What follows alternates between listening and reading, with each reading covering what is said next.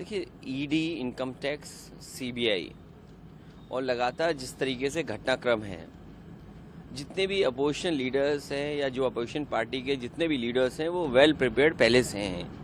ये कोई नई चीज़ नहीं हो रही है और सत्ता में रहने वाले लोग ये कोई नई चीज़ नहीं कर रहे हैं। दुर्भाग्य इस बात का है, जो लोग चुन करके आए हैं जनता से, आखिरकार वही लोग अन्याय ज़्यादा कर रहे हैं।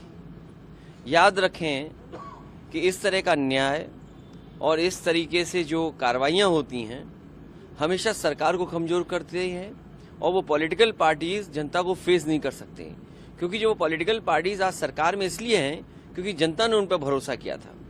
क्योंकि 10 साल में महंगाई बढ़ गई, बेरोजगारी बढ़ गई, जो सपने दिखाए थे वो पूरे नहीं हुए, इलेक्शन मैनिफेस्टो पूरा नहीं किया, 100 स्मार्ट सिटीज़ नहीं बने।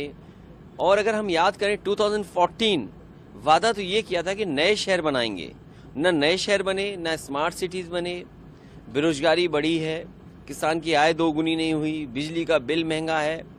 और जिस कदर बड़े बड़े सपने दिखाए थे इन्वेस्टमेंट के, बड़ी बड़ी मीट की गई थी, क्या हासिल हुआ?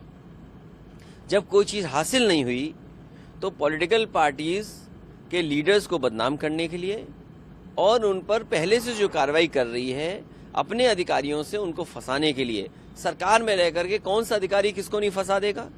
एसओ से कह दो वो जेल भेज देगा, लेखपाल से कहो वो जमीन के विवाद तैयार कर देगा।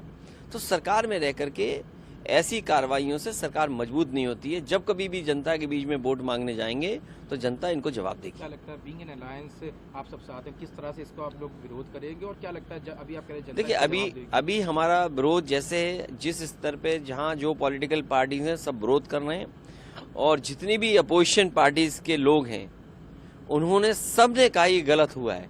न केवल विपक्ष के लोग कह रहे हैं, लेकिन बीजेपी के अंदर बैठे हुए नेता बोल रहे हैं कि ये गलत हो रहा है, क्योंकि कल उन्हें वोट मांगने जाना है। इन बातों का जवाब कैसे जनता में दिया जाएगा, ये बीजेपी के खुद के नेता इस बात को सोच रहे हैं। एक और सरकार ने उसको कर दिखाया है, जो डेटा था वो सामने आ गया बिहार का, जिसके बाद अब बीजेपी से तमाम तरह के बयानात आ रहे हैं। प्रधानमंत्री राजस्थान में कहते हैं गरीबी सबसे बड़ी सबसे जाती है, इस तरह को काउंटर भी कर रहे हैं। लेकिन क्या लगता है कितना?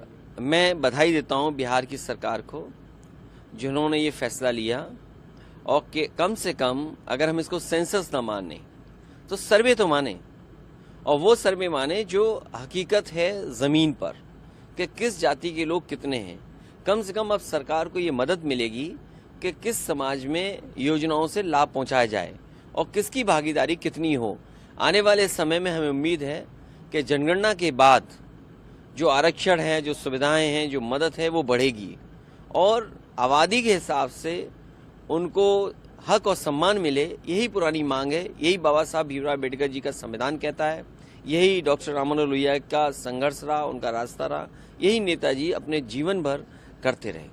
मायावती जी ने भी इसका समर्थन किया, साथ में बीजेपी की जो तमाम करने जो आपकी मांग हमेशा से रही है। केवल विपक्षी पार्टियां नहीं, दक्षिण भारत के नेता नहीं, बल्कि बीजेपी के अंदर जो पीडीए हैं, बीजेपी के अंदर जो पीडीए है वो भी मन ही मन इसका समर्थन कर रहे हैं, क्योंकि वो जानते हैं कि उनकी हैसियत इससे बढ़ रही है बीजेपी में।